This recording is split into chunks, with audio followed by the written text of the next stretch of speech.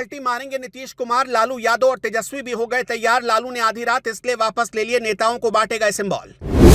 गुस्से में नीतीश कुमार ने किया बड़ा ऐलान, बड़े भाई थे और बड़े भाई ही रहेंगे। बीजेपी होती कौन है अकेले सीट बांटने वाली, 24 घंटे में मचेगा बवंडर।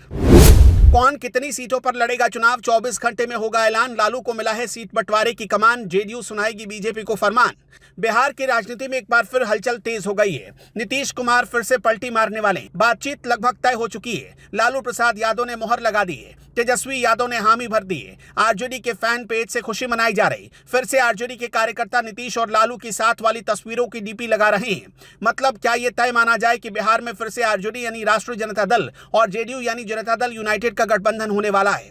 कहा जा रहा है कि बातचीत लगभग तय हो चुकी है। ऐसे में आरजेडी के समर्थकों के बीच लगातार खुशी जताई जा रही। एक बार फिर कार्यकर्ता अपने सोशल मीडिया डीपी में नीतीश और लालू की साथ वाली तस्वीरें लगाने लगे हैं।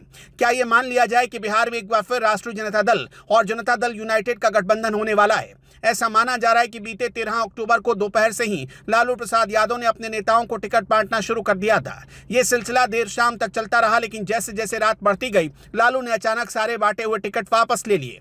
अंदर खाने सवाल उठने लगे कि पार्टी डिवीजन और टिकट बंटवारा अभी क्यों रुका है। सूत्रों के मुताबिक अगले कुछ घंटों में लालू और नीतीश के गठबंधन का औपचारिक ऐलान भी हो सकता है। तो आखिर ऐसा क्या हुआ कि नीतीश कुमार ने बीजेपी का साथ छोड़ने का फैसला किया? दरअसल बीजेपी ने अपनी तरफ से सीट बंटवारे का ऐलान कर दिया। इस प्रेस कॉन्फ्रेंस में बताया गया कि बीजेपी और जेडीयू को 101 सीटें मिलेंगी। चिराग पासवान की पार्टी को 29, जीतन राम मांझी की पार्टी हम और उपेंद्र कुशवाहा के राष्ट्रीय लोक मोर्चा को 6 सीटें दी जाएंगी।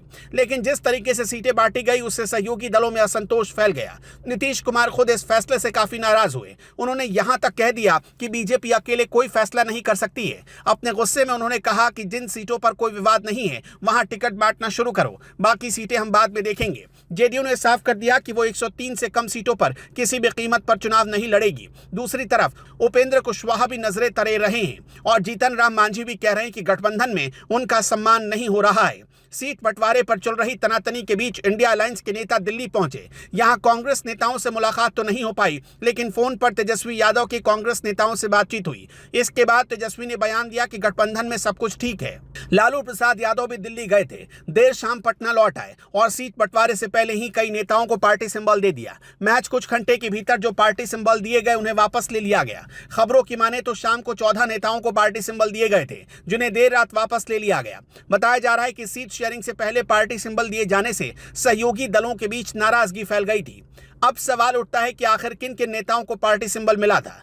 पटना के मनेर से विधायक भाई वीरेंद्र को पार्टी का सिंबल मिला। परबत्ता से डॉक्टर संजीव कुमार को आरजेडी ने उम्मीदवार बनाया। हथुआ से राजेश कुमार, मटियानी से बोगो सिंह को आरजेडी ने उम्मीदवार बनाया था। मसौढ़ी से रेखा पासवान और संदेश से दीपू सिंह को पार्टी का टिकट मिला। मीनापुर से मुन्ना यादव, ब्रह्मपुर से शंभू यादव को पार्टी ने टिकट दिया था। नोखा सीट से अनिता देवी, समस्तीपुर से अब्दुल इस्लाम शाहीन को पार्टी ने टिकट दिया। साहेबपुर कमाल से ललन यादव, दरभंगा से ललित यादव, मधेपुरा से चंद्रशेखर और हिलसा से शक्ति यादव को पार्टी ने सिंबल सौंपे थे। खैर, इतना तो तय है कि लालू और नीतीश के बीच कुछ बड़ी डील हो चुकी है। खबर है कि आधी रात मीडिया के कैमरों से बचते बचाते जेडीयू और आरजेडी के कुछ नेताओं के बीच मुलाकात हुई है। अब सबकी नजरें इसी बात पर टिकी है कि गठबंधन का औपचारिक ऐलान कब होगा और क्या बिहार की राजनीति में एक बार फिर कोई बड़ा उलटफेर हो सकता है। आगे क्या क्या होगा ये अब चंद घंटों के भीतर साफ हो जाएगा।